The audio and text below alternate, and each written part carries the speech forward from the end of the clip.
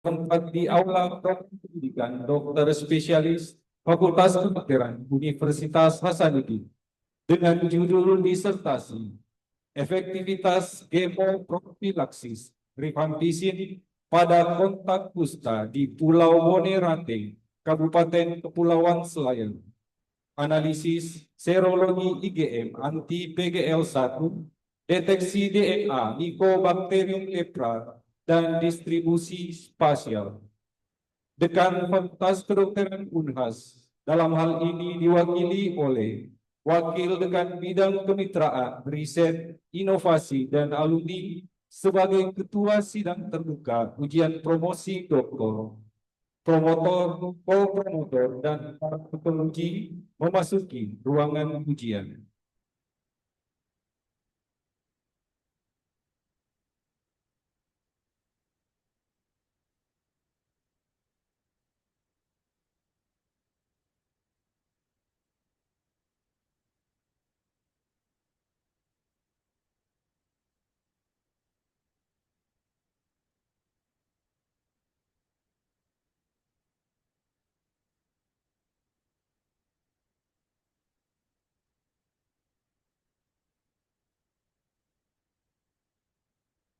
Ujian promosi doktor Saudari Andi Nurhairani Zainuddin dibuka oleh Ketua Sidang.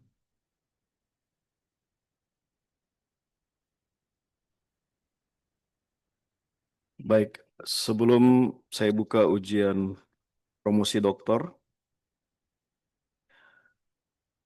Saudari Promovenda, apakah saudari telah siap secara fisik dan mental untuk mengikuti ujian promosi ini? Insya Allah siap, Dok. Baik, atas nama Rektor, dengan ini sidang terbuka ujian promosi doktor Saudari Andi Nurhairani Zainuddin saya nyatakan dibuka.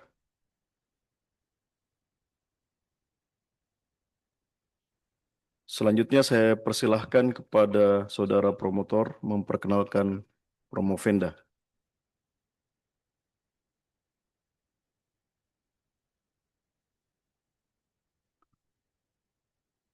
Bismillahirrahmanirrahim. Assalamualaikum warahmatullahi wabarakatuh. Data pribadi NIM C01-321-1028, nama lengkap Dokter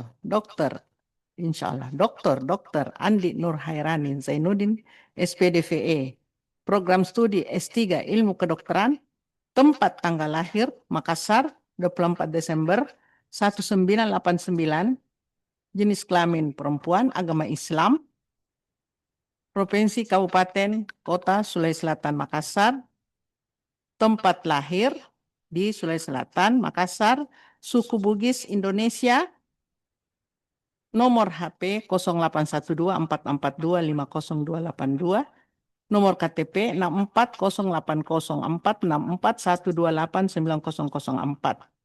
Alamat tinggal Jalan Biring Roman, Dalam 1 nomor 20. Data orang tua Profesor Dr. Haji Zainuddin Maskur, SPKK almarhum, Ibu Haji Andi Nurbaya almarhumah, suami Haji Andi Sulfikar Kamarudin, SSTP MAP, anak Andi Afkar Sain Sulfikar. Data pendidikan terakhir S2 Universitas Hasanuddin, Sulawesi Selatan, spesialis 1, pendidikan terakhir, spesialis dermatologi, venerologi, dan estetika, tahun masuk pendidikan 2017, tahun lulus pendidikan 2021. Data akademis S3 dan data wisuda, tahun masuk S3 2021, judul fix tugas akhir disertasi, efektivitas kemopropilaksis rifampicin pada kontak kusta di Pulau Bonerate, Kabupaten Kepulauan Selayar, analisis serologi IgM, anti-VGL1, deteksi DNA Mycobacterium leprae, dan distribusi spesial. Tanggal ujian promosi pada hari ini 27 Januari 2026. Terima kasih. Baik, selanjutnya saya persilahkan Promovenda mempresentasikan ringkasan disertasi tidak lebih dari 20 menit. Silakan. Assalamualaikum warahmatullahi wabarakatuh. Salam sejahtera untuk kita semua. Yang terhormat pimpinan Ketua Sidang Maha Terpelajar Dr. Andi Alfian Zainuddin MKM, yang Maha Guru Profesor Dr. Farida Tabri SPDVI, Subspesialis DA FINSDV FADV, yang terhormat Kopromotor 1 Maha Guru Profesor Dr. Hairudin Jawad SPDVI Subspesialis OBK FINSDV FADV, yang terhormat Kopromotor 2 Maha Guru Profesor Dr. Nasruh Masih PhD SPMK Konsultan, yang terhormat penguji saya Maha Guru Profesor Dr. Sri Linui Susetyo Wardani SPDVI Subspesialis DT, yang terhormat Maha Guru Profesor Dr. Irfan Idris, MKes, yang terhormat Maha Terpelajar Dr. Isra Wahid, PhD. Izinkan saya untuk membacakan hasil disertasi penelitian pada hari ini. Dengan judul Efektivitas Kemoprofilaksis Rifampicin pada kontak kusta di Pulau Bonerate, Kabupaten Sulawesi, Kabupaten Kepulauan Selayar, analisis serologi IgM anti-PJL1, deteksi DNA Mycobacterium lepra, dan analisis distribusi spasial. Sebagai pendahuluan bahwa morbus Hansen atau kita kenal dengan kusta disebabkan oleh Mycobacterium lepra yang menyerang kulit dan sel swan saraf, di mana dapat menimbulkan kecacatan permanen bila tidak atau terlambat diobati. Penularan terutama melalui saluran nafas bagian atas dan kontak serumah pasien dengan multibasiler memiliki resiko tertinggi. Untuk epidemiologi, bahwa Indonesia masih menjadi 3 negara terbesar dengan kasus kusta tertinggi, di mana masih memiliki 93 kabupaten atau kota yang endemis. Salah satunya adalah Kepulauan Selayar, di mana Pulau Bonerate merupakan salah satu yang memiliki klaster kasus terbanyak, sehingga menjadi lokasi strategis untuk penelitian pada populasi kontak. Di tahun 2022 terdapat 39 kasus aktif dan 2023 meningkat sebanyak 45 kasus yang aktif. Bonerate termasuk salah satu pulau terluar di Sulawesi Selatan yang merupakan salah satu wilayah terpencil dengan akses yang terbatas. Jarak tempuh kurang lebih 300 km dari kota dengan waktu tempuh kurang lebih 20 jam via darat dan laut. Adapun kondisi geografis di mana kepadatan pemukiman yang tinggi, mobilitas sosial, dan kekerabatan yang erat sehingga memperkuat transmisi lokal suatu penyakit. Namun, keterbatasan akses layanan kesehatan, diagnosis dini, dan jarak transportasi antar pulau menjadi hambatan hingga saat ini. Tantangan utama adalah adanya infeksi subklinis, di mana diketahui bahwa 8 hingga 20% kontak rumah tangga ternyata memiliki antibodi anti-PJL1 terhadap pasien kusta. Infeksi subklinis ini juga memiliki resiko untuk menjadi kusta aktif dan termasuk reservoir transmisi yang tersembunyi. Individu seropositif beresiko lebih tinggi menjadi kusta aktif, sehingga diperlukan suatu deteksi dini terhadap kontak untuk memutus rantai penularan. Adapun pendekatan deteksi transmisi bisa dilakukan melalui pemeriksaan serologi IgM anti-PJL1, pemeriksaan deteksi molekul Mycobacterium lepra, dan geografis dengan analisis spasial. Kemoprofilaksis rifampicin, di mana dapat menurunkan resiko kusta baru hingga 57%, dapat menurunkan kadar antibodi anti-PJL1, dan data terbaru dari wilayah terpencil seperti Bonerate masih sangat terbatas. Sehingga dibutuhkan suatu penelitian yang integratif di mana mengintegrasikan data serologi, PCR, dan spasial dalam satu kerangka epidemiologi transmisi kusta.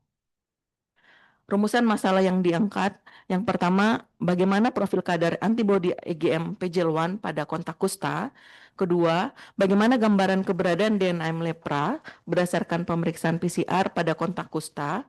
Ketiga, bagaimana perubahan kadar IgM anti-PGL1 pada kontak sebelum dan setelah pemberian kemoprofilaksis rifampicin. Dan yang terakhir, bagaimana pola distribusi spasial kontak kusta berdasarkan status serologi tersebut. Untuk tujuan penelitian adalah menganalisis efektivitas dari kemoprofilaksis rifampicin pada kontak di Pulau Bonerate dengan analisis perubahan kadar antibodi IgM, keberadaan DNA lepra, serta distribusi spasial kontak kusta. Untuk tujuan khusus, yang pertama menganalisis profil kadar antibodi IgM anti-PGL1 pada kontak kusta. Yang kedua, menganalisis perubahan kadar antibodi IgM PGL1 setelah pemberian rifampicin. Ketiga, menganalisis keberadaan DNA lepra berdasarkan PCR pada kontak kusta setelah pemberian kemoprofilaksis. Dan yang terakhir, menganalisis pola distribusi spasial pasien dan kontak kusta berdasarkan status serologi imunoglobulin. Adapun manfaat penelitian di sini terbagi menjadi 3, manfaat ilmiah di mana dapat digunakan untuk mengkaji dinamika infeksi kusta pada fase subklinis, kemudian dapat mengintegrasikan IgM, anti-PGL1, PCR serta data analisis spasial, dan dapat memberikan bukti respon imun kontak kusta pasca kemoprofilaksis rifampicin. Adapun untuk manfaat pendidikan dan penelitian dapat digunakan sebagai bahan ajar dan referensi akademik terkait bidang dermatologi, epidemiologi maupun kesehatan masyarakat. Manfaat bagi masyarakat dapat mendukung perencanaan intervensi berbasis resiko, terutama di wilayah endemis, memperkuat surveillance kontak dan penentuan area prioritas, serta menjadi bahan evaluasi program pemerintah. Tinjauan pustaka M. lepra adalah suatu bakteri yang tahan asam intraseluler obligat. Target utama adalah sel makrofag dan sel Schwann, di mana memiliki antigen yang spesifik yaitu PGL1. Sehingga PGL1 ini menjadi dasar pemeriksaan serologi IgM anti-PGL1 pada fase subklinis. Terkait respon imun pada kusta sangat luas, berasal dari spektrum tuberkuloid hingga lepromatosa, ditentukan oleh imunitas seluler, di mana dibagi menjadi 2 tipe, PB dan MB, tergantung dari sistem imun respon tersebut, di mana PB dominan TLR1 dan MB dominan respon humoral. Semakin tinggi jumlah bakteri, maka peningkatan IgM anti-PGL1 pun semakin tinggi. Terkait transmisi dan infeksi subklinis, bahwa kusta penularan sangat terkait dengan adanya kontak erat, lama, serta lingkungan. Dikatakan infeksi subklinis jika individu tersebut terdapat PCR positif M. lepra atau dideteksi imunoglobulin anti-PGL1 yang positif dengan tidak disertai adanya gejala. Infeksi subklinis ini beresiko 5 hingga 14 kali lebih tinggi terjadi kusta, sehingga inilah yang menjadi target utama intervensi dari kemoprofilaksis rifampicin. Untuk deteksi dini di sini menggunakan serologi IgM PGL1 serta PCR, di mana pendekatan ini memungkinkan evaluasi dini terkait efektivitas dari single dose rifampicin sebelum muncul kasus kusta.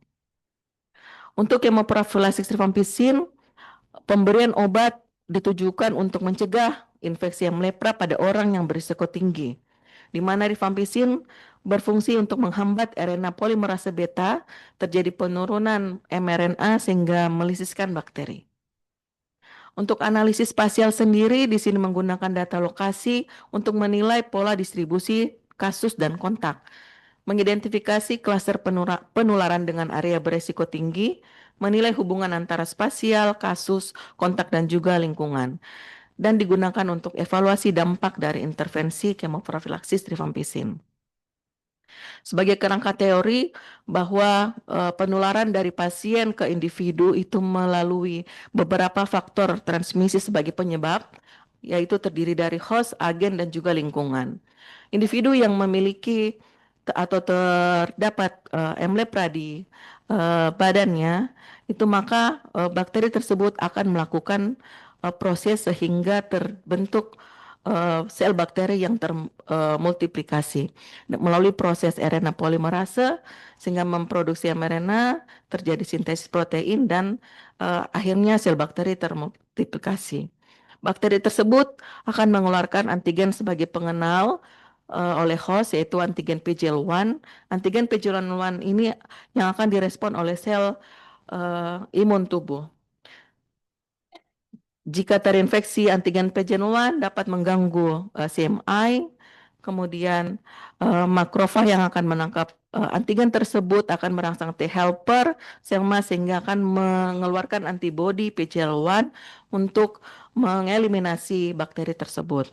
Di sini sebagai variabel yang peneliti gunakan analisis spasial untuk menganalisis faktor lingkungan atau geografis, rifampicin untuk kemoprofilaksis yang dapat menghambat multiplikasi dari sel bakteri, dan PGL1 untuk menganalisis antibodi yang dihasilkan oleh tubuh. Untuk rangka konsep dibagi menjadi independen dan dependen. Independen adalah kemoprofilaksis rifampicin, dependen adalah IgM anti PGL1, analisis spasial dan PCR. Namun PCR di sini hanya diperiksakan pada saat pasca kemoprofilaksis saja. Untuk variabel perancu dapat diperoleh dari usia, adanya koinfeksi kronis dari penyakit lain, metabolit maupun obat-obat penggunaan jangka panjang. Berikut adalah hipotesis dari penelitian ini. Yang pertama terkait IgM anti PGL1. Hipotesis 0 bahwa tidak terdapat penurunan kadar antibodi IgM anti PGL1 pada kontak. Hipotesis 1 terdapat penurunan kadar antibodi IgM anti PGL1 pada kontak. Hipotesis kedua, tidak terdapat perbedaan proporsi keberadaan DNA M. lepra pasien dan kontak kusta. Hipotesis 1 terdapat perbedaan proporsi keberadaan DNA antara pasien dan kontak. Terkait hipotesis ketiga distribusi spasial, hipotesis 0 distribusi spasial pasien dan kontak tidak membentuk pola klaster. Hipotesis 1 distribusi spasial pasien dan kontak membentuk suatu pola klaster. Terkait dampak dari pemberian kemoprofilaksis, hipotesis 0 tidak terdapat perbedaan distribusi spasial kontak berdasarkan status serologi setelah kemoprofilaksis. Hipotesis 1 terdapat perbedaan distribusi spasial setelah kemoprofilaksis. Adapun desain penelitian adalah quasi experimental longitudinal study, one group pre dan post test design. Waktu penelitian tahun 2023 hingga 2025. Lokasi penelitian di lapangan di Pulau Bonerate, Kepulauan Selayar, Provinsi Sulawesi Selatan. Penelitian di laboratorium dilakukan di Laboratorium Mikrobiologi Universitas Hasanuddin dan Laboratorium Universitas Airlangga. Untuk populasi adalah seluruh individu yang berdomisili di Pulau Bonerate yang memiliki riwayat kontak dengan pasien kusta. Untuk sampel penelitian adalah bagian dari populasi yang memenuhi kriteria inklusi dan eksklusi. Untuk inklusi kontak, di mana individu yang berdomisili minimal 6 bulan, bersedia dan menandatangani inform consent, memiliki riwayat kontak erat dengan pasien kusta, baik itu serumah ataupun sekampung, tidak dalam terapi rifampicin dalam 2 tahun terakhir, tidak sedang dirawat, tidak memiliki kelainan fungsi ginjal, hati, TB maupun tidak terdiagnosis dengan kusta dan bukan pasien usia lanjut dengan gangguan kognitif. Untuk inklusi adalah kontak yang menolak untuk berpartisipasi, terkonfirmasi atau suspek kusta pada saat screening, riwayat sedang menderita penyakit lain, sedang hamil, anak di bawah 6 tahun dan tinggal tidak dalam waktu dekat atau kurang dari 6 bulan. Bersal sampel peroleh dari rumus uji berpasangan sehingga diperoleh minimal 60 hingga 70 sampel. Berikut adalah identifikasi variabel independen adalah kemoprofilaksis rifampicin, di mana pemberian 1 dosis rifampicin kepada kontak kusta sebagai intervensi utama. Adapun variabel dependen, yang pertama kadar antibodi IgM, yaitu konsentrasi antibodi terhadap PGL1 yang mencerminkan respon imun humoral terhadap infeksi. Kemudian variabel kedua, pola distribusi spasial ditentukan berdasarkan distribusi geografis pasien dan kontak menggunakan koordinat lokasi tempat tinggal. Untuk variabel pendukung PCR, yaitu mendeteksi keberadaan M. lepra pada kontak pasca intervensi kemoprofilaksis. Adapun berikut beberapa definisi variabel dari kontak kusta, kemudian kadar IgM anti PCL1, perubahan kadar antibodi PCL1, dilakukan perhitungan selisih hasil pra dan pasca intervensi selama 1 tahun, variabel DNA Mycobacterium lepra, dideteksi dan PCR, kemudian terkait distribusi spasial dan kemoprofilaksis rifampicin. Berikut adalah dan bahan yang dilakukan dalam penelitian, ELISA, PCR, pemodelan spasial dengan menggunakan smartphone, dan kemoprofilaksis dengan lembar pencatatan. Berikut adalah prosedur penelitian ELISA, kemudian PCR, prosedur penelitian pemodelan spasial, dan kemoprofilaksis rifampicin. Analisis data menggunakan SPSS dan telah terbit etik penelitian. Berikut adalah alur penelitian, di mana yang pertama peneliti melakukan koordinasi dan penjadwalan terkait kegiatan penelitian, kapan dan di mana waktunya. Setelah itu melakukan persiapan daftar penduduk, metode pemetaan dan persiapan logistik. Di sini menggunakan metode blanket, di mana semua penduduk di Pulau Bonerate tersebut diberikan 1 tablet rifampicin dengan bekerja sama oleh pemerintah setempat. Selanjutnya melakukan sosialisasi dengan inform konsen. Untuk pemeriksaan kontak yang memenuhi kriteria inklusi, kami lakukan pengambilan darah sebelum konsumsi rifampicin tersebut, dan juga memperoleh data latitude longitudinal untuk lokasi dari kontak tersebut. Setelah dilakukan pemeriksaan rifampicin, darah dikumpul dan diperiksakan di laboratorium. 1 tahun kemudian dilakukan kembali pengambilan sampel darah yang kedua, kembali dilakukan tes ELISA dan PCR. Sampel dikumpulkan di laboratorium, kemudian dilakukan analisis data dan dilaporkan. Berikut hasil penelitian yang peneliti dapatkan, di mana didapatkan 105 responden dengan 27 penderita kusta dan 78 kontak kusta yang tersebar di 4 titik desa di pulau tersebut. Adapun karakteristik dasar penelitian, diperoleh lebih banyak jenis kelamin perempuan, baik pasien maupun kontak, dengan usia dominan 26 hingga 45 tahun. Untuk indeks massa tubuh atau gizi antara pasien dan kontak bergizi normal atau baik. Desa banyak ditemukan di Batu Bingkung dan juga Bonea. Untuk lama tinggal adalah mereka semuanya tinggal 5 hingga 10 tahun. Untuk variabel diagnosis pada pasien lebih banyak ditemukan pasien PB dengan belum melakukan pengobatan. Untuk status kontak, terdapat kontak serumah dan tetangga, lebih banyak didapatkan sampel kontak tetangga. Untuk hubungan genetik, terdapat hubungan genetik dengan pasien dan juga dominan tidak terdapat hubungan genetik dengan pasien. Untuk lama kontak dengan pasien, semuanya lebih dari 5 tahun dengan pekerjaan, mayoritas adalah ibu rumah tangga. Berikut adalah profil serologi imunoglobulin PJL1 pada pasien dan kontak, bahwa didapatkan perbandingan antara kadar IgM antara pasien dan kontak lebih tinggi median pasien dibandingkan dengan kontak dengan nilai yang dengan nilai statistik yang bermakna. Kemudian berdasarkan nilai cut off, yaitu 605, di sini berdasarkan dari penelitian dan kit laboratorium Erlangga, cut off 605, didapatkan bahwa kadar imunoglobulin pada pasien yang kurang dari cut off 12 lebih banyak dibandingkan dengan cut off lebih dari jumlah lebih dari cut off.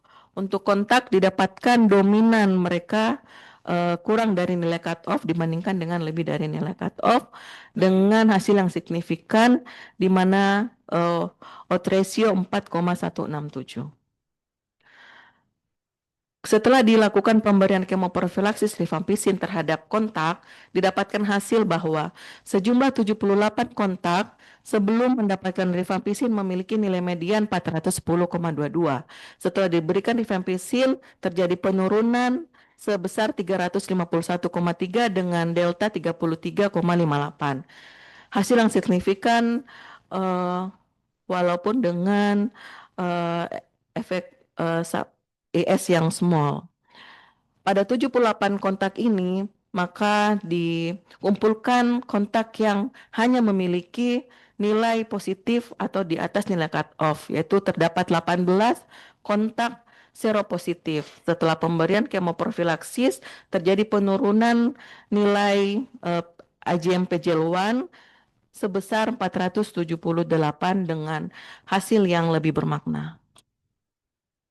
Berikut adalah gambaran perubahan antibodi IgM PGL1 sebelum intervensi dan setelah intervensi pada semua kontak memiliki efek size 0,2 atau small. Berikut gambaran pemeriksaan PCR M-Lepra pada pasien dan kontak. Didapatkan CT value pasien lebih rendah dibandingkan dengan kontak dengan hasil yang bermakna. Jika dikaitkan dengan nilai cut-off, pada pasien didapatkan dominan CT value lebih dari cut-off dibandingkan dengan lebih dari cut-off, dan pada kontak didapatkan dominan kurang dari cut-off dibandingkan dengan yang lebih dari cut-off. Berikut hubungan antara kadar IgM PGL1 dengan PCR, bahwa PCR yang positif pada kontak itu masih memiliki IgM yang seropositif, dan PCR yang positif sebanyak 6 orang, dan PCR yang positif masih memiliki 29 kadar IgM sebanyak 29 orang. PCR yang negatif memiliki kadar IgM seropositif sebanyak 7 orang, dan PCR yang negatif memiliki kadar IgM PGL1 seronegatif sebanyak 17 orang dengan didapatkan hasil yang tidak bermakna. Berikut adalah analisis spasial penularan kusta. Pertama adalah Desa Bonerate, di sini menggunakan analisis buffer 50 meter, di mana pasien adalah yang berwarna merah, kemudian kontak seropositif berwarna biru, kuning adalah kontak yang seronegatif. Radius 50 meter ditandai dengan area lingkaran transparan.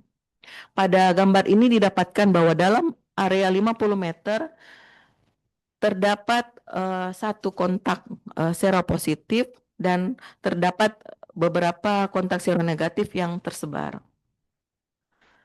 Yang kedua di Desa Batu Bingkung, di mana di sini didapatkan 2 pasien yang seropositif di area buffer 50% dari 50 meter dari pasien. Untuk Desa Bonea, di sini persebarannya lebih banyak, didapatkan kontak seropositif pada area buffer 50 meter sebanyak 9 orang. Kemudian beberapa tersebar di luar radius 50 meter dari pasien. Untuk area Desa Sambali, di sini tidak didapatkan seropositif kontak di sekitar 50 meter dari pasien. Adapun hubungan antara status IgM PGL1 kontak yang dengan kedekatan jarak terhadap pasien, bahwa didapatkan kontak yang seropositif kurang dari 50 meter sebanyak 12 orang, kontak yang seronegatif sebanyak 74 orang, kemudian yang di luar dari radius 50 meter didapatkan kontak seropositif 6 orang, kontak seronegatif 36 orang dengan hasil yang bermakna. Selanjutnya dilakukan analisis nearest neighbor index antara kontak kasus sebelum intervensi di Pulau Bonerate, bahwa didapatkan jumlah titik sebanyak 18 yang seropositif dan membentuk suatu pola mengelompok atau klaster dengan hasil yang signifikan. Setelah dilakukan pemberian rifampicin 1 tahun kemudian, maka dibandingkan kontak antara sebelum dan sesudah. Pada Desa Bonerate nampak bahwa gambaran titik bintang kuning ini adalah kontak yang masih seropositif atau nilainya masih di atas nilai cut-off setelah pemberian kemoprofilaksis. Untuk Desa Batu Bingkung juga masih terdapat titik yang kontak yang seropositif. Untuk area Borneo, di antara kontak yang seropositif sebelum pemberian kemopropilaksis mengalami jumlah atau penurunan penurunan individu atau kontak setelah dilakukan pemberian rifampicin. Walaupun masih terdapat kontak yang seropositif di area 50 meter tersebut. Untuk pembahasan bahwa dari responden lebih banyak ditemukan perempuan dengan mayoritas 25 hingga 45 tahun, IMT normal pasien PB didapatkan lebih banyak, kelompok kontak terdapat hubungan genetik dengan pasien, mayoritas lama kontak pasien lebih dari 5 tahun, dan pekerjaan ibu rumah tangga yang dominan. Berdasarkan teori didapatkan bahwa kontak rumah tangga dan proporsi responden perempuan memang lebih banyak dibandingkan laki-laki, sekitar 4 kali lipat, di mana di sini terdapat peran sosial dari perempuan lebih tinggi dibandingkan dengan laki-laki. Berdasarkan sel SO di Brasil bahwa meningkat kelompok di usia produktif dengan MT tidak selalu berkolerasi dengan resiko penyakit. Resiko lebih tinggi mengalami kusta sering lamanya waktu jika tinggal bersama dengan pasien. Dan pekerjaan ibu rumah tangga memang berperan mayoritas terhadap aktivitas sosial. Berdasarkan profil serologi IgM PGL1 di mana didapatkan bahwa median IgM pada pasien lebih tinggi daripada kontak dengan cut-off 605, terdapat perbedaan proporsi seropositif yang signifikan antara pasien dan kontak dengan resiko kusta 4,17 kali lipat lebih tinggi. Berdasarkan teori pendukung bahwa dari Duty et al, kadar IgM lebih tinggi pada pasien MB lebih tinggi dari pasien PB dan lebih tinggi daripada kontak sehat. Dengan nilai ambang 605 sebenarnya bukan cutoff universal, namun banyak diaplikasikan pada penelitian kusta di Indonesia. Berdasarkan Nitsuma et al bahwa kontak dengan pasien MB memiliki odds ratio sampai 3 dan kontak dengan kecacatan grade 2 memiliki odds ratio hingga 4,43 kali lipat. Berdasarkan dampak kemopropilaksis rifampicin, median daripada kadar IgM-nya terdapat penurunan dari 410 hingga 351. Begitupun dengan median pada kontak yang seropositif didapatkan jauh lebih banyak penurunan pada kontak dari 885 hingga 655. Sesuai dengan teori pendukung oleh Lamas Vidal bahwa rifampicin dapat menurunkan hingga 18 sampai 25% dalam 1 tahun. Didapatkan bahwa nilai CT PCR berbeda bermakna antara pasien dan kontak, begitupun berdasarkan hasil dari cut-off-nya. Namun tidak terdapat hubungan bermakna antara status serologi dan PCR kontak. Berdasarkan teori pendukung bahwa CT yang rendah menunjukkan terdapat beban yang tinggi pada pasien aktif. CT tinggi menunjukkan adanya kolonisasi pada kontak. Rebel dan Martinez mengatakan bahwa DNA basil mati masih bisa terdeteksi karena stabilitas tinggi fragmen dari RLLP. Fantoni et al. 2021 bahwa perubahan kadar antibodi anti-PCL1 pasca profilaksis tidak selalu paralel dengan hasil PCR karena mencerminkan fase biologis yang berbeda. Berdasarkan distribusi spasial pasien dan kontak bahwa klaster pasien berdekatan atau tampak jelas di Desa Batu Bingkung dan Bonea mengindikasikan adanya penularan lokal yang aktif. Kontak seropositif lebih banyak berada dalam radius 50 meter daripada pasien dibandingkan dengan kontak yang seronegatif. Dari teori pendukung bahwa resiko infeksi subklinis meningkat pada kontak serumah dan tetangga dekat, klaster kasus dalam radius penelitian sebelumnya berkisar 50 hingga 100 meter mencerminkan rantai transmisi aktif dan transmisi tidak terbatas pada rumah tangga tetapi juga pada tetangga sekitar. Berdasarkan analisis NNI didapatkan 0,243 di mana menunjukkan pola distribusi kontak yang sangat mengelompok atau klaster. Sesuai dengan teori pendukung bahwa nilai NNI yang kurang dari 1 secara konsisten diinterpretasikan sebagai pola klaster epidemiologis.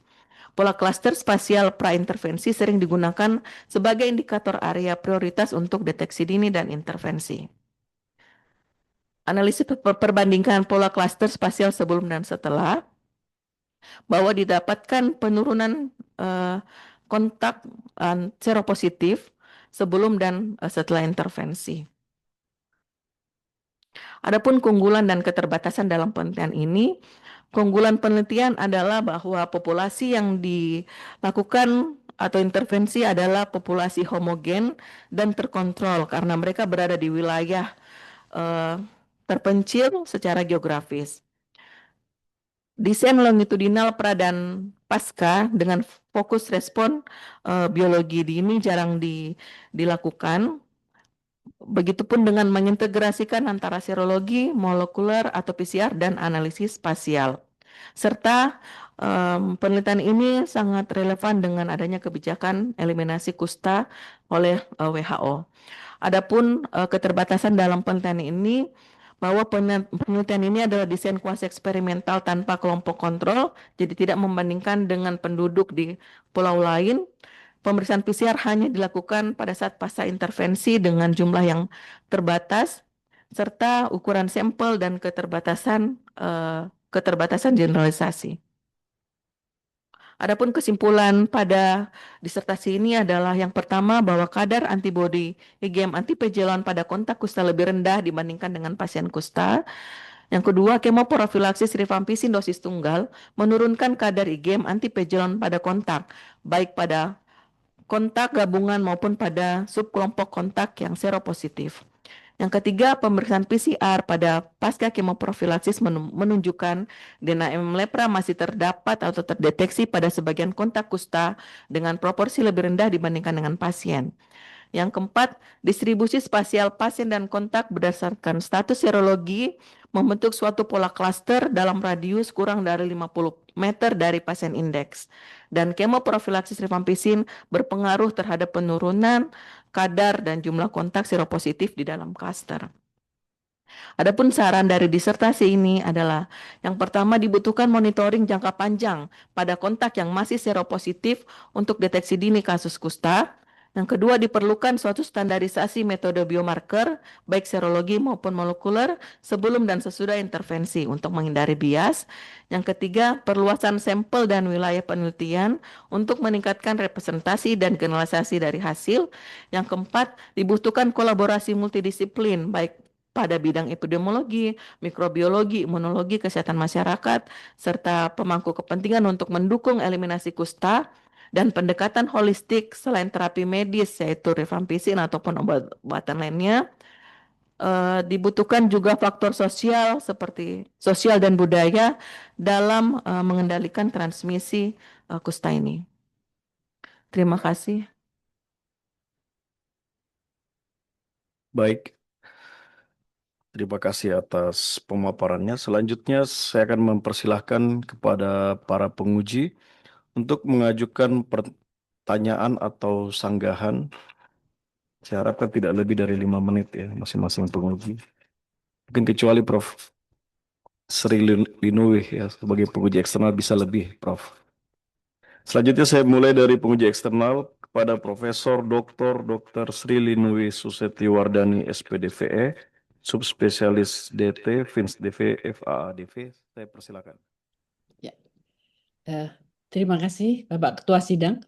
Semoga suara saya terdengar dengan baik. Bismillahirrahmanirrahim. Assalamualaikum warahmatullahi wabarakatuh. Selamat pagi dan salam sehat untuk kita semua. Yang saya hormati Ketua Sidang, promotor, komulator, dan para penguji.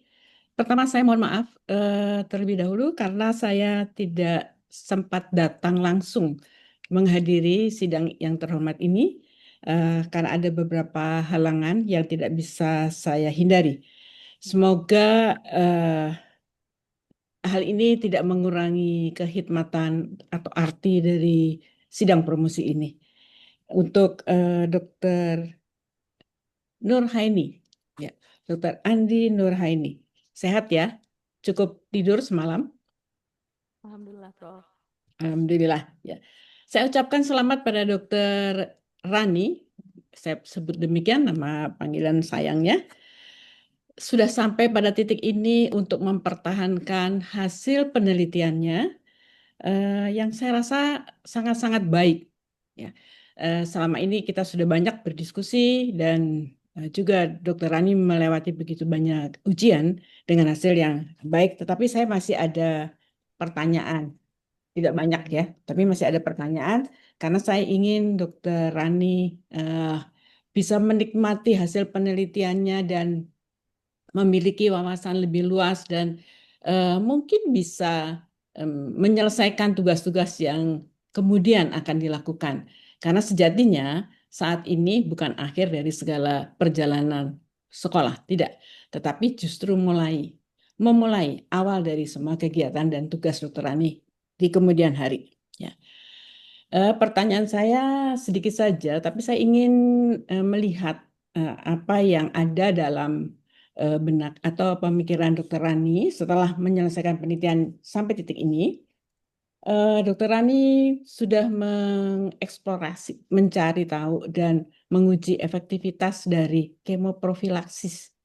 Kemoprofilaksis ini merupakan salah satu bagian dari program eliminasi kusta yang mungkin jangka pendek nih sudah ada di depan mata di tahun 2030. Jadi kita harus melakukan akselerasi. Antara lain adalah kemoprofilaksis. Jadi Dr. Rani mencoba mencari efektif atau tidak nih kemoprofilaksis yang sudah dilaksanakan. Nah, 1 tahun pendek ya. Dengan hasil yang saat ini Dr. Rani dapatkan, apakah ada langkah-langkah yang Dr. Rani akan lakukan untuk mengaplikasikan penelitian yang sudah Dr. Rani selesaikan ini? Tentu terkait dengan tadi ya tujuan eliminasi kusta. Ya, silakan Dr. Rani. Baik, terima kasih saya ucapkan kepada Maha Guru Profesor Dr. Sri Linuwi, SPDVI untuk arahan, support, dan masukannya sehingga penelitian ini dapat selesai, Prof. Baik, menjawab pertanyaan dari Prof terkait hasil yang memang bermakna pemberian rifampicin ini pada kontak kusta, baik itu dalam kurun waktu 1 tahun penelitian di mana terjadi penurunan PJL1, harapannya adalah bahwa ini bisa menjadi bukti kepada lingkup yang terkecil dulu, Prof, bisa baik antara pasien ataupun kontak, kemudian lingkup yang lebih luas, baik itu di puskesmas atau dinas yang terkait, terutama di area penelitian yang saya lakukan, bahwa kegiatan yang dilakukan kemarin dapat membantu penurunan dari nilai PJL1 sehingga dapat dan mampu menurunkan resiko mereka yang terpapar kontak atau transmisi dengan pasien yang positif. Aplikasinya adalah selain dalam 1 tahun dapat menjadi bahan juga, Prof, rujukan untuk dinas terkait ataupun pemerintah terkait bahwa pemberian kemoprofilaksis ini walaupun tetap menurunkan nilai imunoglobulin PJL1, tetapi dalam jangka waktu 1 tahun masih kurang cukup. Ya, sehingga tidak hanya berhenti sampai 1 tahun follow up penelitian ini, namun diperlukan monitoring jangka panjang ke depannya. Mereka yang masih positif kadar imunoglobulin PJL1-nya yang ingin kita lakukan follow up kembali ke depannya. Setelah dilakukan rifampicin, kontaknya tidak mengalami perubahan dalam 1 tahun. Bagaimana dengan follow up di tahun-tahun berikutnya? Jangan sampai 5 tahun ke depan kontak yang keadaannya sehat, tidak ada gejala, tetapi muncul gejala 5 tahun kemudian. Jadi dalam 1 tahun pemeriksaan ini memang bermakna, tapi tidak cukup sampai di sini, masih dibutuhkan lagi follow up jangka panjang kepada mereka-mereka yang di penurunan ataupun mereka-mereka yang masih tetap positif IgM PJL1-nya, Prof. Ya, terima kasih. Jadi utamanya adalah masih tetap melakukan follow up pada kasus narakontak yang seropositif ya. karena kontak itu yang seropositif berpotensi 4 kali lipat lebih untuk terjadi, untuk muncul ya, bermanifestasi sebagai kasus kusta nantinya. Begitu ya, Dokter Rani? Baik, itu sangat baik sekali. Dokter Rani harus menyelesaikan tugasnya. Dan satu lagi, apakah pemberian kemoprofilaksis itu saat ini boleh tetap dilakukan, ya? Dan bagaimana melakukan hal tersebut pada pasien yang misalnya pada praktek pribadi gitu, misalnya Dokter Rani ataupun kita semua yang sebagai klinisi. Ya, silakan. Ya, baik, terima kasih Prof untuk pertanyaannya. Jadi karena obat rifampicin ini bersifat pencegahan, berarti diberikan atau sasarannya adalah kontak yang terutama lebih banyak berinteraksi dengan pasien. Jadi misalnya ketika pasien datang berobat dan dipastikan bahwa pasien tersebut adalah penderita kusta, maka yang kita bantu lindungi adalah mereka-mereka yang kontak erat dengan penderita. Jadi tetap yang pertama adalah edukasi yang dilakukan baik pada pasien maupun kepada keluarga, terutama kontak serumah. Yang paling utama adalah kontak serumah. Karena jangan sampai pada saat ini kontak tersebut tidak bergejala, kita tidak tahu ke depannya apakah akan muncul gejala ataupun tidak. Karena kusta ini perjalanannya tidak singkat, membutuhkan waktu yang lama dengan kontak yang erat dan terus-menerus dengan pasien, terutama beresiko 4 kali lebih tinggi menularkan dan menimbulkan suatu gejala. Jadi pertama edukasi Prof kepada kontak bahwa kita ingin melindungi agar supaya ke depannya tidak terjadi gejala yang muncul. Yang kedua tentunya dengan melakukan screening, jadi tidak serta-merta semua kontak dengan pasien itu kita berikan kemoprofilaksis sesuai dengan protap yang telah dikeluarkan oleh WHO. Jadi telah ada protap bagaimana memberikan kemoprofilaksis baik antar individu maupun metode blanket seperti di dalam suatu pulau terpencil. Ya, jadi Seperti itu. boleh dilakukan untuk praktek mandiri, praktek sendiri gitu? Bisa Prof, Ya. izin menjawab bisa Prof, karena selama ini program tersebut juga memang telah dilaksanakan. Jadi istilahnya screening bagi kontak penderita kusta. Ayo. Baik, jadi apakah Dokter Rani sudah berani membuat suatu produk penelitian ini menjadi suatu panduan atau semacam policy brief untuk program pengelolaan kusta di nasional ya, tingkat nasional, kementerian misalnya begitu? Ya, baik, terima kasih Prof. Untuk hasil dari penelitian saya, di mana penelitian-penelitian yang lalu itu mereka kebanyakan meneliti dalam jangka waktu panjang 5 tahun. Untuk penelitian dalam jangka waktu pendek seperti 1 atau 2 tahun masih sangat sedikit. Dan penelitian ini juga saya harap dapat memberikan bukti bahwa memang bisa kita buat suatu kebijakan bahwa pemberian rifampicin dapat menurunkan potensi IgM penjeluan yang berkurang dalam jangka waktu 1 tahun tanpa harus melakukan follow up 5 tahun kemudian. Seperti itu, Prof. Baik, terima kasih. Jadi sebetulnya bermanfaat tidak dalam kelompok kecil saja, tetapi justru nasional ya. Jadi saya berharap Dr. Rani tetap konsisten dengan apa yang sudah dilakukan dan akan dilakukan kemudian. Karena sejatinya penelitian Dr. Rani saya apresiasi itu memberikan pemantik atau memunculkan ide banyak sekali untuk pengembangan penelitian berikutnya. Jadi jangan pernah berhenti, Dr. Rani. Saya rasa sekali lagi saya ucapkan selamat dan saya rasa cukup sekian pertanyaan saya. Terima kasih, Bapak Ketua Sidang. Baik, terima kasih Prof. Dr. Sri Linu Wih Susetio-Wardani, SPDVE, konsultan. Selanjutnya saya persilahkan penguji Profesor Dr. Irfan Idris MKes karena beliau sekarang sedang umroh ya. Jadi beliau menitipkan pertanyaan langsung ke saya. Jadi saya bacakan saja ya.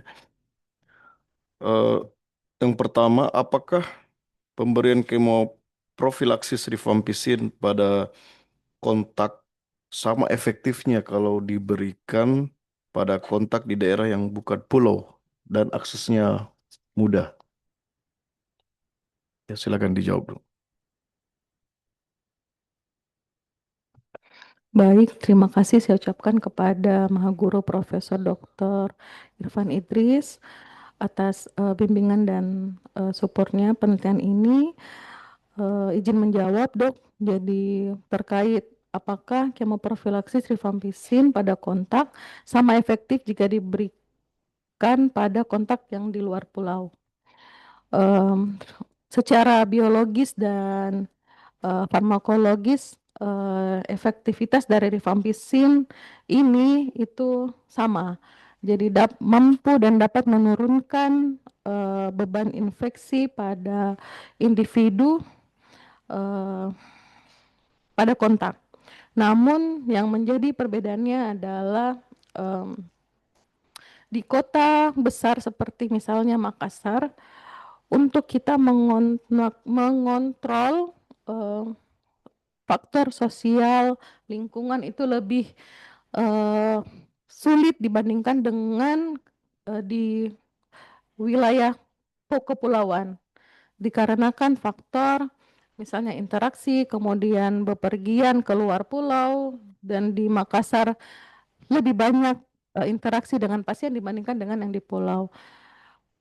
Bedanya adalah jika di pulau akan lebih karena populasinya homogen sehingga variabel-variabel perancu itu bisa lebih minim dibandingkan dengan pemberian kemoprofilaksis di luar pulau. Namun tidak menutup kemungkinan bahwa tidak efektif. Tetap berdasarkan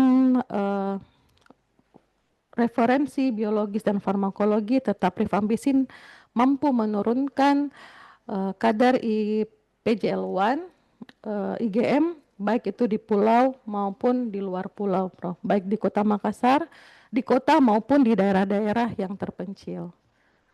Hanya saja mengontrol variabel-variabel itu yang membedakan.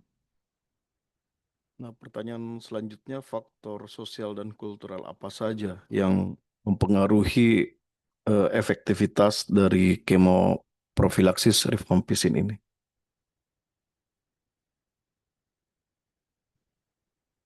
Baik, terima kasih, Dok.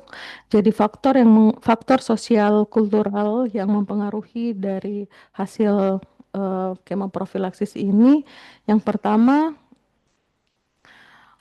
faktor kondisi sosial dan ekonomi. Kemudian yang terpenting juga adalah pendekatan keluarga.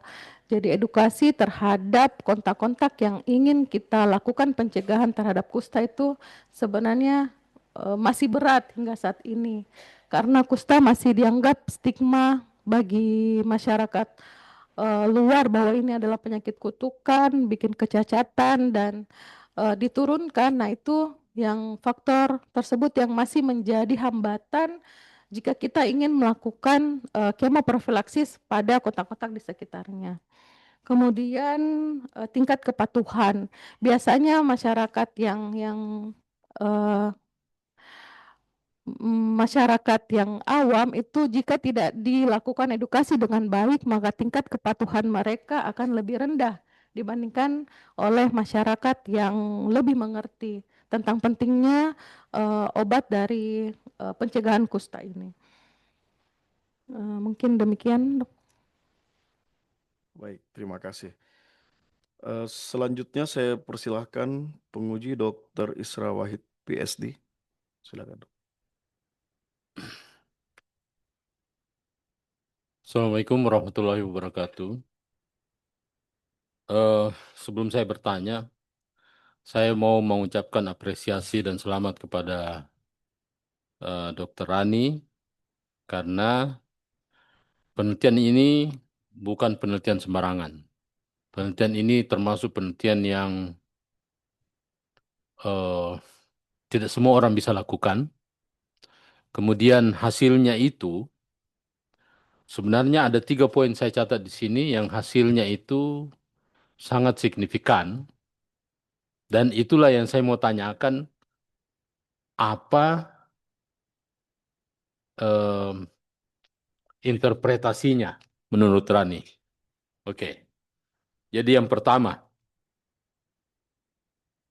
pada pemeriksaan tes IgM disandingkan dengan pemeriksaan PCR, itu didapati bahwa tidak ada hubungan yang cukup bermakna. Ya, ada IgM yang negatif, artinya tidak ada antibodi terbentuk, tapi PCR-nya positif. Sementara ada IgM positif, ada antibodinya, PCR-nya negatif. Nah, pertanyaannya adalah, ini kira-kira menggambarkan apa? Jadi faktanya ada, interpretasinya yang saya mau tanya ke Rani. Ini gambaran tentang apa? Itu yang pertama. Baik, terima kasih untuk pertanyaannya. Yang saya hormati Dr. Isra Wahid, PhD, untuk bimbingannya. Terima kasih, Dok. Terkait hasil penelitian di mana peneliti juga memeriksakan DNA PCR dan juga imunoglobulin. Jadi pada hasil tersebut menginterpretasikan dua pemeriksaan yang berbeda. PCR memeriksa molekul DNA, sedangkan imunoglobulin memeriksa aspek humoral imunologi. PCR terdeteksi dan imunoglobulin tidak ada. Ini dimungkinkan bahwa terdapat karena PCR lebih sensitif, didapatkan bahwa memang beban kusta ada di individu tersebut, tetapi belum terbentuk respon imunoglobulin. Kemungkinan bisa dari beban atau bakteri yang masuk ke dalam tubuh masih sangat minim, sehingga belum terbentuk respon humoral terhadap bakteri tersebut. Oke, ya jadi sebentar mungkin akan ada kesimpulan dari situ. Jadi ada kuman, ya, tetapi belum dianggap infeksi.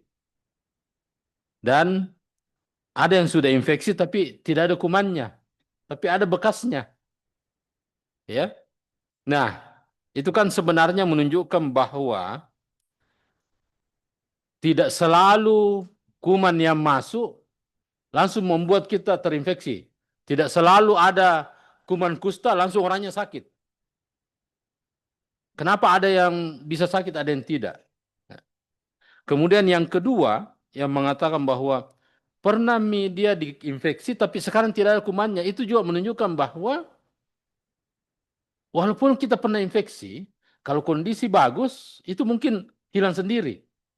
Ya, artinya apa? Obat saja itu, kalau kita melakukannya, mungkin bisa, tetapi ada hal yang penting dalam tubuh, yaitu status imunologisnya. Jadi gizi akan sangat membantu, ya, untuk meningkatkan status imunologi dan mencegah gejala klinis muncul walaupun kita terpapar. Itu kalau bisa nanti sedikit diskusinya. Ya. Yang kedua, dari pemberian intervensi untuk pencegahan. Jadi ini untuk pencegahan, jadi bukan pasien. Iya, untuk kontak. Jadi dari pemberian intervensi untuk kontak, itu didapatkan ada penurunan sedikit. 410 ke 351. Oke? Cuma berbeda 54. Tetapi ketika diambil yang seropositif, yang di atas cut off, dari 885 menjadi 655. Itu penurunannya kira-kira hampir 5 kali lipat daripada yang tadi general. Nah, kira-kira interpretasinya ini apa? Kenapa pemberian intervensi ini justru menurunkan pada pasien yang serologinya tinggi? Lebih bermakna penurunannya. Ini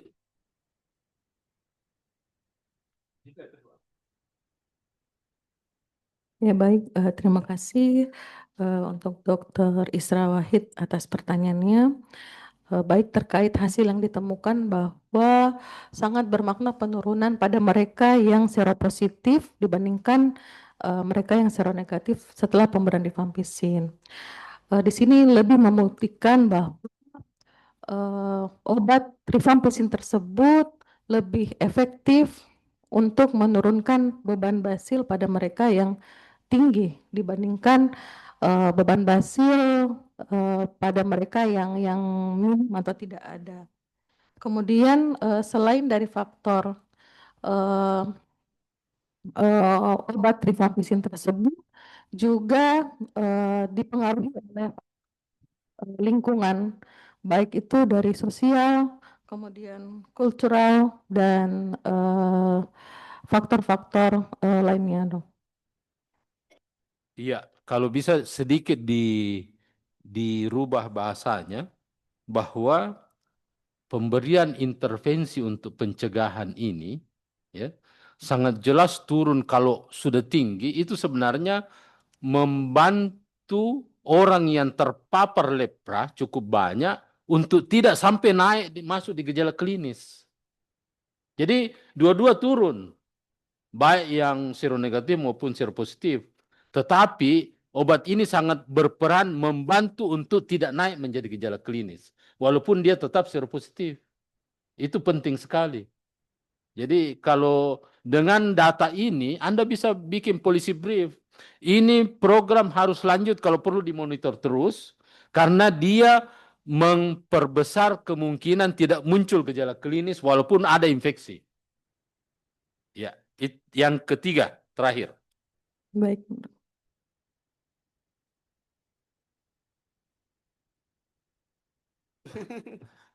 Walaupun pemberian obat ini kita cek setelah 1 tahun ternyata tidak semua yang dikasih obat menjadi negatif, ya. Nah, apa kesimpulan dari situ? Ya, baik. Baik, terima kasih Dr. Isra untuk pertanyaan ketiganya. Dari hasil ini dapat ditarik kesimpulan bahwa ternyata pendekatan yang kita gunakan hanya menggunakan satu obat, rifampicin, ataupun obat-obat lain untuk membantu mengeliminasi kusta ini tidak hanya minim atau tidak maksimal. Jadi hanya dengan obat saja tidak bisa membantu secara keseluruhan untuk mengeliminasi bakteri. Ada faktor-faktor yang berpengaruh yang dapat membuat bahwa bakteri ini akan ada atau resisten. Yang pertama bisa dari faktor sosial, bagaimana interaksi dari kontak tersebut dengan pasien, bagaimana interaksi kontak yang positif dengan individu yang sehat, kemudian dari segi lingkungannya, bagaimana lingkungannya higienis atau tidak, karena itu juga mempengaruhi dari perkembangan bakteri, kemudian dari faktor lainnya. Jadi dengan obat saja sebenarnya walaupun menurunkan kejadian resiko kusta, tetapi tidak secara holistik bisa membuat orang menjadi sehat. Jadi ada faktor harus kolaborasi, faktor obat-obatan dan juga faktor lingkungan yang sangat berpengaruh. Iya, terima kasih. Jadi untuk polisi briefnya, kalau bisa ditambah bahwa untuk pencegahan maupun pemberantasan kusta di suatu daerah terkontrol, obat sendiri itu mungkin tidak akan cukup efektif, tetapi perlu ditambahi dengan Contohnya tadi yang pertama gizi, dan yang kedua adalah pendekatan socioculture, sehingga perlu mungkin penelitian antropologi khusus lepra, bukan medis saja. Saya kira cukup. Baik, Baik, terima kasih Dr. Isra. Tadi sudah minta izin saya agak lama-lama karena mengambil waktunya Prof. Irfan dengan saya mungkin nanti ini. Selanjutnya saya persilakan saya sendiri. Ya, kebetulan saya juga jadi penguji Dr. Andi Alfian dari MKM. Tadi kalau kita lihat penelitian Dr. Rani ini sangat komprehensif ya. Kalau istilah itu dari bench to site atau dari to site ke bench. Jadi dari lapangan melihat langsung kemudian mengambil secara imunologi ya, melakukan juga pemeriksaan PCR, kemudian melakukan lagi intervensi selama 1 tahun. Lama-lama juga sepertinya. Mudah-mudahan Dokter Rani juga periksa IgM-nya, jangan sampai terpapar. Ya, kemudian dievaluasi lagi gitu ya. Dan satu yang menarik dari penelitian Dokter Rani ini ada komponen spasial di dalamnya karena kan eh, penyakit-penyakit eh, infeksi ini kan sangat berkaitan dengan transmisinya. Kalau kita lihat tadi bahwa transmisi penyakit di Pulau Bonerate ini cukup tinggi. Ada yang PCR positif, walaupun dia PCR-nya positif, seronegatif, tetapi dia seronegatif, PCR-nya negatif, berarti kan pernah ada infeksi sebelumnya. Nah, mungkin dari pertanyaan saya, karena saya bidangnya memang kesehatan masyarakat, karena ini kan menggabungkan imunologi, padahal Dokter Rani ini spesialis dermatologi venerologi ya. Jadi nanti siap-siap saja banyak diundang untuk polisi brief kusta ya. Tidak ada lagi di Unhas mungkin yang mau meneliti kusta selain Dokter Rani ini. Kebanyakan kan kosmetik ya, ujungnya sekarang masuk ke infeksi ya. Nah, di sini ada pendekatan spasial ya. Spasial di sini kira-kira kalau bisa tidak dijelaskan mungkin ke halayak para peserta sidang ini, apa sebenarnya peran dari analisis spasial dalam eh, penelitian ini? Ya, silakan. baik. Terima kasih atas pertanyaannya, Dr. Andi Alfian Zainuddin. Terkait spasial, jadi selain serologi molekuler, peneliti juga melakukan atau mencari sebenarnya membuktikan apakah benar orang yang pasien dengan kontak di rumah terutama dan kontak tetangga itu mereka beresiko atau ada di badannya bakteri kusta tersebut, sehingga peneliti melakukan atau mengambil data lokasi untuk menilai pola distribusinya. Dan ternyata didapatkan bahwa dalam radius 50 meter dari penderita kusta itu banyak yang ada bakteri kusta di badannya, di tubuhnya, tetapi secara klinis kalau kita periksa tidak ada gejala. Nah, orang-orang inilah yang menjadi tujuan peneliti untuk diobati atau diberikan pencegahan sehingga nanti ke depannya 5 tahun ke depan atau beberapa tahun kemudian orang yang kontak ini tidak juga menderita penyakit yang sama, karena kita tahu kan kusta kalau orang awam bilang ujung-ujungnya cacat, diasingkan dan lain-lain. Jadi peneliti bermaksud adalah untuk melindungi orang-orang yang di sekitarnya dan membuktikan bahwa ternyata berklaster, berkelompok. Jadi pasien di titik A 50 meter di sekelilingnya banyak yang seropositif walaupun tidak bergejala.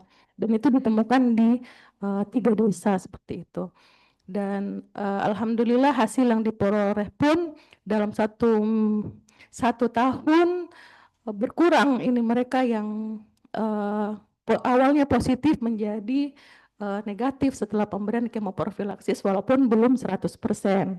Jadi itu ke depannya lagi dok tetap mengevaluasi mereka-mereka ini yang beresiko untuk semoga tidak menjadi tidak muncul gejala yang sama dengan pasien. Yang kedua, bahwa sebenarnya dari pemerintah itu juga melakukan spasial pemetaan untuk rencana pemberian pada lokasi yang belum pernah mendapat kemoprofilaksis. Jadi di titik mana mereka akan melakukan prioritas pemberian obat, maka yang berklaster tinggi, maka di situ yang menjadi tujuan utama dari pemerintah untuk melakukan kemoprofilaksis. Ini seperti itu, Dok.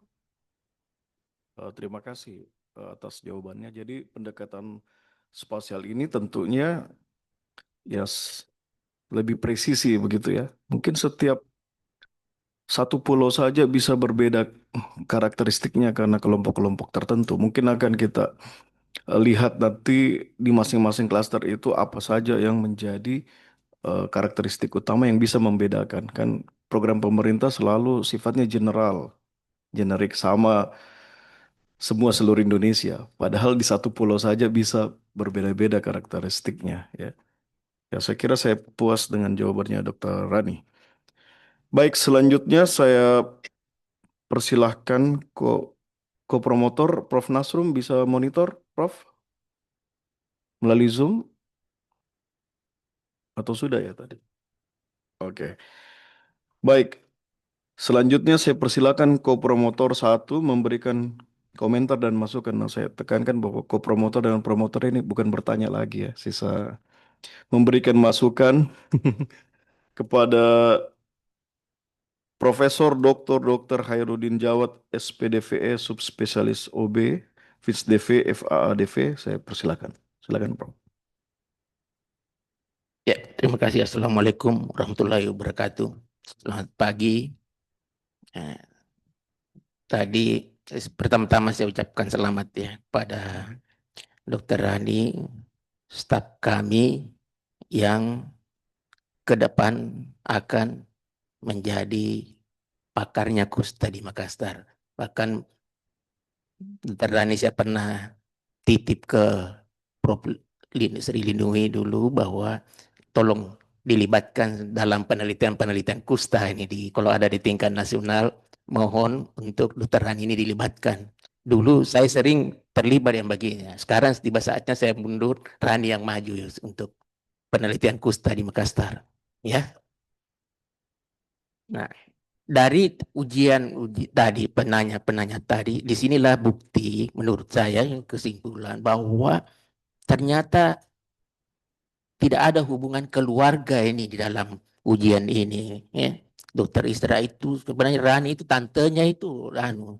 Jadi tapi yang paling sulit pertanyaannya dijawab justru Dokter Isra yang paling sulit menurut saya tadi. Pertanyaan benar ini hubungan keluarga, tidak ada hubungan keluarga dalam ujian ini.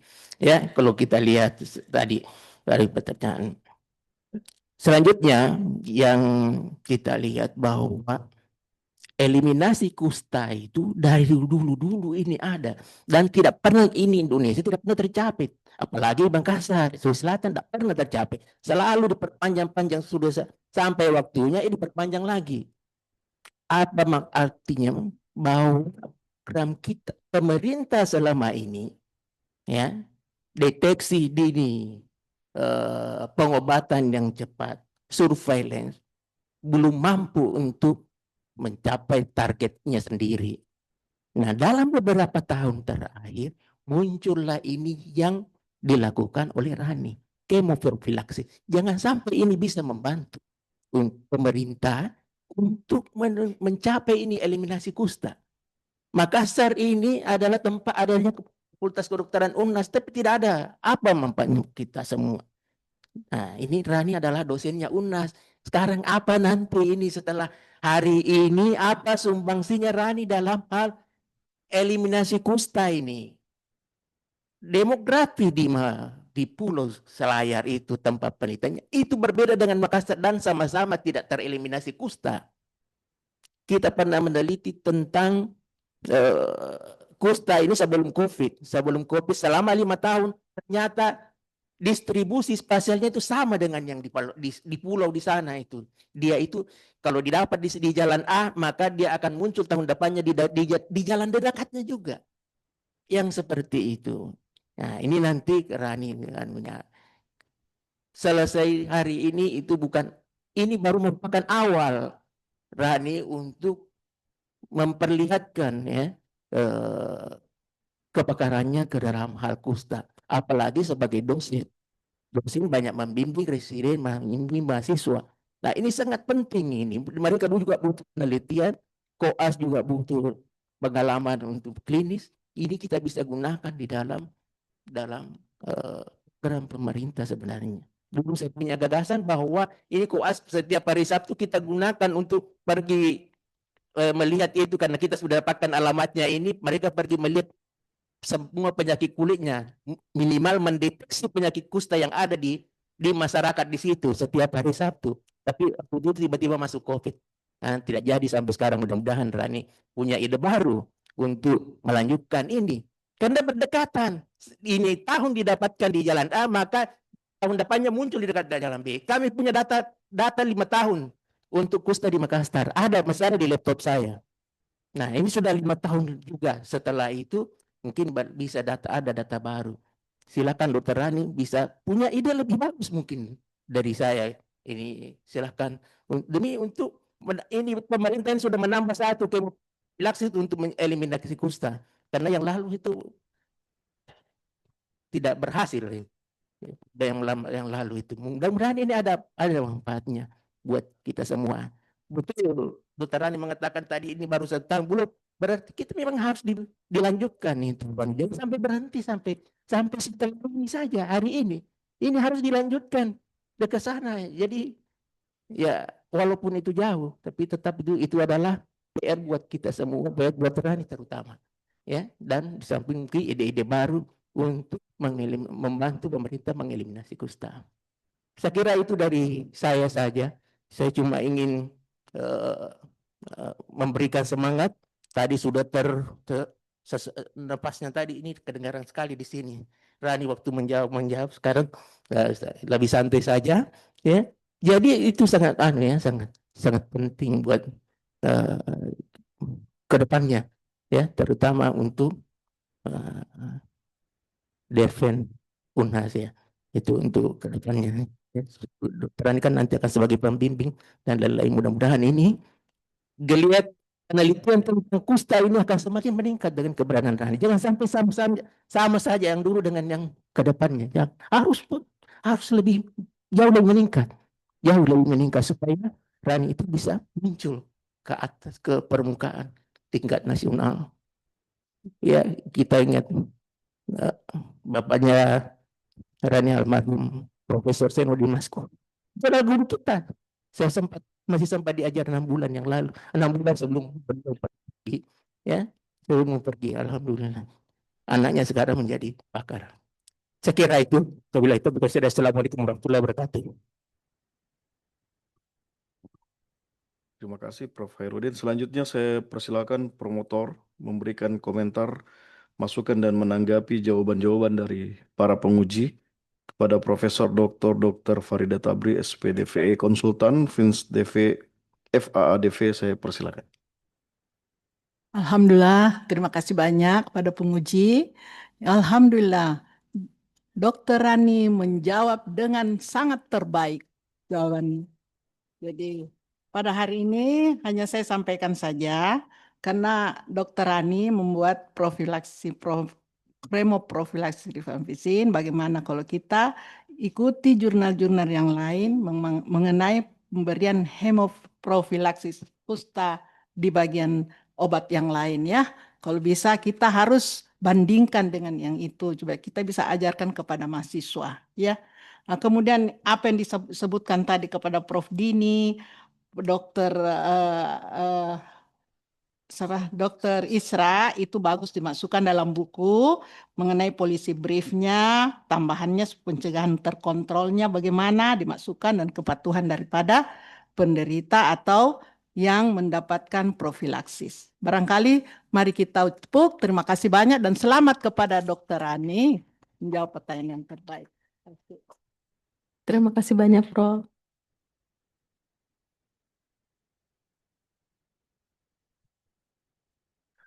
Sidang ujian promosi doktor akan saya tangguhkan selama kurang lebih 5 sampai 10 menit untuk memberikan kesempatan kepada promotor, kopromotor, penguji, dan pengelola prodi S3 menetapkan hasil ujian. Sidang saya skorsing 5 sampai 10 menit. Ketua sidang, promotor, kopromotor, dan para penguji berkenan meninggalkan ruangan ujian.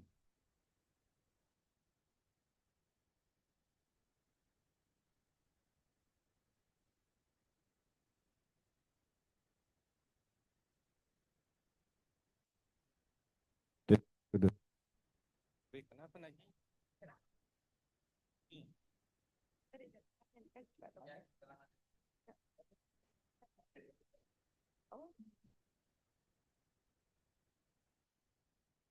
Akbar, hilangi suaranya Akbar.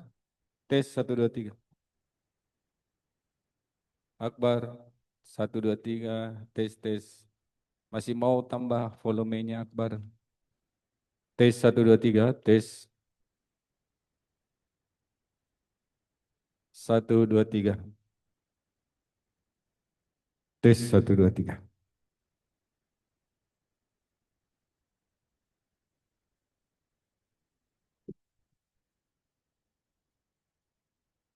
Tes 1 2 3.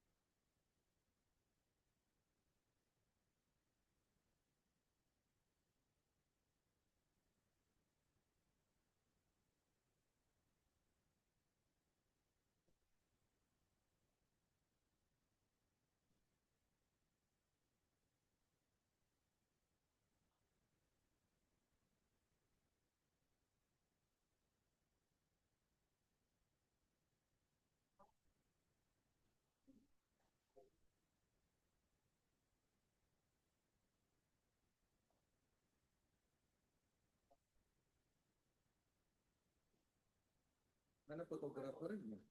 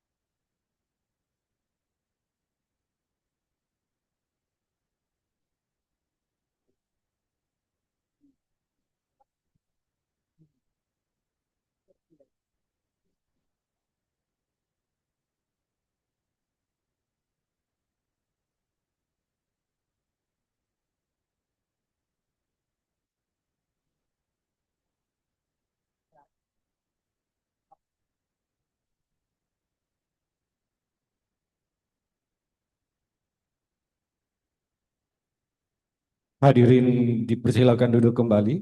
Acara akan kami mulai kembali. Ketua sidang, promotor, kopromotor, dan penguji memasuki kembali ruangan ujian.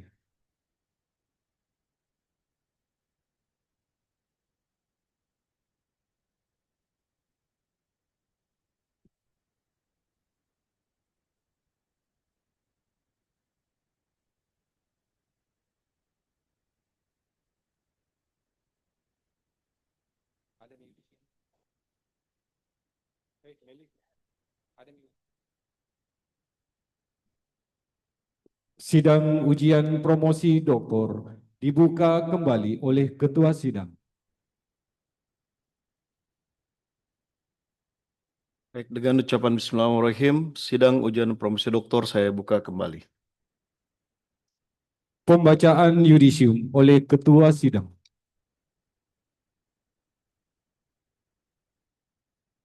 Baik, saya akan bacakan yudisium nomor 452 garis miring UN 4.6.1 garis miring PK titik 0400 garis miring 2026.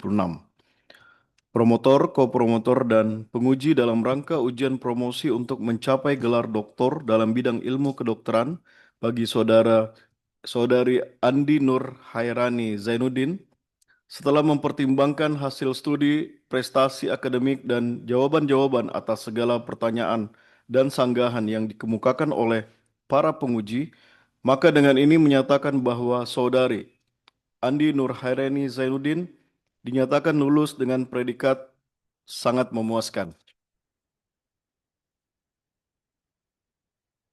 Dengan demikian, mulai hari ini Selasa 27 Januari 2026 pukul 11.30 waktu Indonesia Tengah, Saudari Andi Nur Hairani Zainuddin berhak memakai gelar doktor dalam bidang ilmu kedokteran dan merupakan alumni ke-731 pada program studi doktor ilmu kedokteran. Semoga ilmu yang dimiliki dapat dimanfaatkan bagi kepentingan umat manusia. Atas nama Rektor, Wakil Dekan Bidang Kemitraan Riset Inovasi dan Alumni Fakultas Kedokteran Universitas Hasanuddin, Dr. Andi Alvin Zainuddin MKM, dan promotor Profesor Dr. Farida Tabri, SP.DV, Konsultan Fins DV, FAA DV. Penyerahan hasil yudisium kepada yang amat terpelajar oleh Ketua Sidang.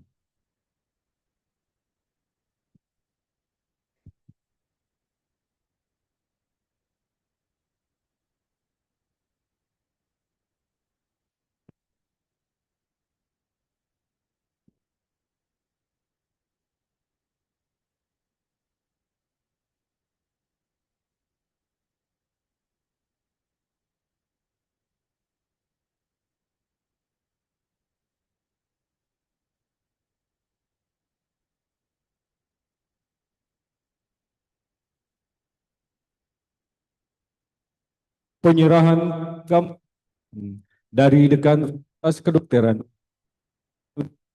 kepada penguji eksternal Ketua Sidang. Mungkin diwakili promotor saja, Prof. Sri. Ya, terima kasih Prof atas sumbangsinya selama proses doktor dari staf kami Andi Nur Hairani Zainuddin. Saya izin. Terima kasih. Terima kasih.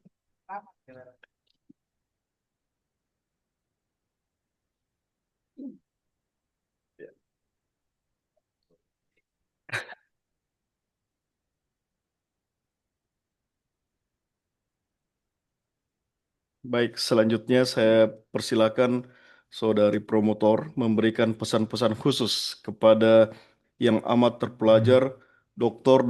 Andi Nur Hairani Zainuddin SPDVE. Bismillahirrahmanirrahim. Assalamualaikum warahmatullahi wabarakatuh. Pertama-tama, saya mengingat Prof. Zainuddin, orang tua saya yang mendidik saya. Sekarang anaknya sudah selesai, alhamdulillah. Dan gitu pun kepada ibundanya yang mengatakan kepada saya tidak akan kawinkan anak saya sebelum dia selesai. Betul-betul terjadi. Kita selamat kepada suami Dr. Andi. Siapa? Andi Rani saja ya. Kamu kepada keluarga, saya ucapkan banyak terima kasih keluarga, semua keluarga yang datang. Selamat kepada adik Andi Rani ya. Karena itu kami ucapkan banyak terima kasih dan kepada teman-teman semua yang berada di sini dari kulit, semuanya kita ucapkan banyak terima kasih atas partisipasinya kepada teman kita, sejawat kita, Dr. Andi Nur Hairani. Adi Nur Hairani Zainuddin. Untuk itu, tapi saya harapkan kepada Dr. Andi Nurhairani tetap melanjutkan supaya tetap jadi profesor ya. Ya, mari. Terima kasih banyak dan bimbingan dari suaminya. Ya, suami harus berusaha keras untuk membantu istrinya. Ya, makasih. Ya, Assalamualaikum warahmatullahi wabarakatuh. Kakaknya juga ya, kakaknya juga. Sidang terbuka ujian promosi doktor ditutup oleh Ketua Sidang.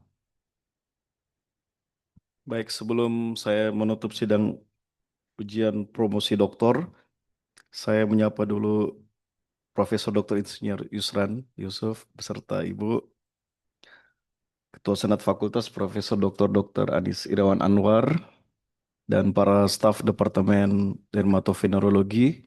Kalau di staf Departemen Dermatovenerologi ini Prof masih ada antrian 5 lagi mungkin setelah Dr. Nurhairani dengan kepakaran yang berbeda-beda. Ya, jadi dan juga kepada keluarga besar Arung Patimpeng, keluarga besar Arung Bone, keluarga besar Arung Sumaling dan keluarga besar Bulukumba ini saya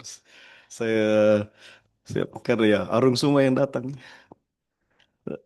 Alhamdulillah kita sudah mendengarkan tadi sidang ujian promosi doktor dan juga tentunya saya mengucapkan terima kasih yang sebesar-besarnya kepada promotor Prof. Farida Tabrik dan co-promotor Prof. Hairudin dan Prof. Nasrul Masih serta tentunya yang kami ucapkan terima kasih yang sebesar-besarnya kepada Prof. Sri yang telah membimbing mulai dari sejak awal proposal sampai saat ini, juga kepada penguji Prof. Irfan dan Dr. Isra Wahid. Tentunya Dr. Andi Nurhairani Zainuddin ini merupakan salah satu aset dari Fakultas Kedokteran Universitas Hasanuddin. Nanti judul disertasinya inilah yang menjadi kepakarannya beliau. Ya, setelah ini tentunya diharapkan untuk banyak meneliti, ya, mendapatkan hak kekayaan intelektual maupun paten dan inovasi-inovasi dari kepakarannya. Saya tidak tahu nanti kepakarannya apa ini, apa dermatologi infeksi atau kusta, memang ahli kusta begitu ya. Jadi sekarang ini untuk menjadi gelar guru besar harus jelas kepakarannya sejak awal. Jadi sejak lektor sudah jelas nanti kepakarannya. Saya sebenarnya ada hal yang menarik sebenarnya kalau mengenai almarhum Prof. Zainuddin. Saya waktu ospek dulu tahun 2000 dikira anaknya Prof. Zainuddin karena namanya saya Andi Alvin Zainuddin. Saya dikira anaknya Prof. Zainuddin. Ya saya ditanya sama senior, saya bilang saja iya supaya aman kita di fakultas. Ternyata ini ada anaknya yang asli yang saya uji. Iya. Alhamdulillah akhirnya sampai pada memiliki gelar tertinggi akademik ya, Dr. Andi Nurhairani Zainuddin SPDVE, dan mudah-mudahan setelah ini dalam waktu yang tidak terlalu lama bisa cepat menyelesaikan lagi jabatan fungsionalnya untuk bisa naik sampai menjadi guru besar, profesor. Dan sekali lagi selamat kepada Departemen Dermatovenerologi FK Unhas, sudah bertambah satu lagi staf dosen yang telah mencapai gelar doktor. Nanti banyak saya lihat di sini calon dokter-dokter juga ke depannya ya. Baik, dengan ucapan Alhamdulillahirrahmanirrahim, sidang terbuka ujian promosi doktor Universitas Hasanuddin dengan resmi saya tutup. Assalamualaikum warahmatullahi wabarakatuh. Baik, selanjutnya foto bersama. Untuk itu kami undang Ketua Sidang, promotor, ko-promotor, dan penguji untuk maju ke depan berfoto bersama dengan Dr. Andi Hairani Zainuddin SPDVE. Kami persilakan Prof. Kameramen standby.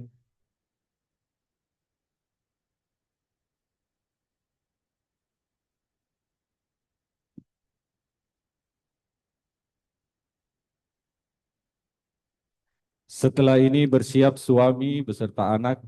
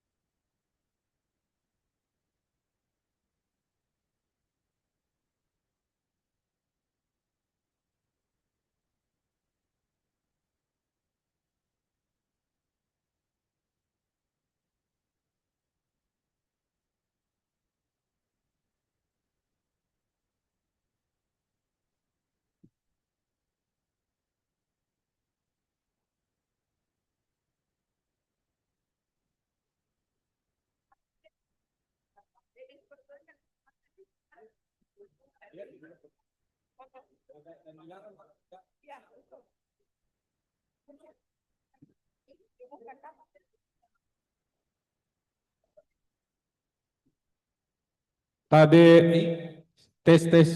Akbar, Akbar, tes 1 2 3, tes tes. Suara Akbar.